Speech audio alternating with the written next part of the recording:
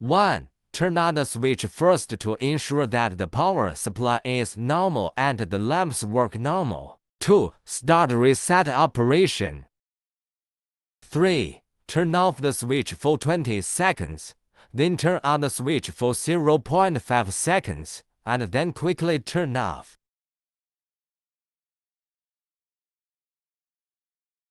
4. Repeat the above for a second time.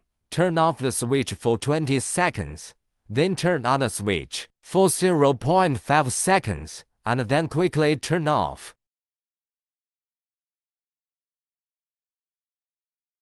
5. Repeat the above action a third time. Turn off the switch for 20 seconds, then turn on the switch for 0.5 seconds, and then quickly turn off.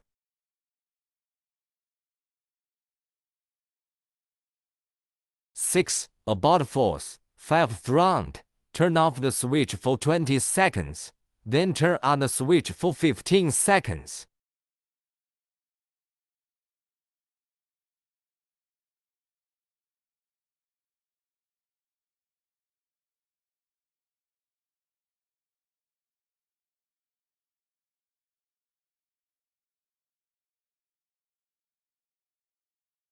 7. Turn off the switch for 20 seconds.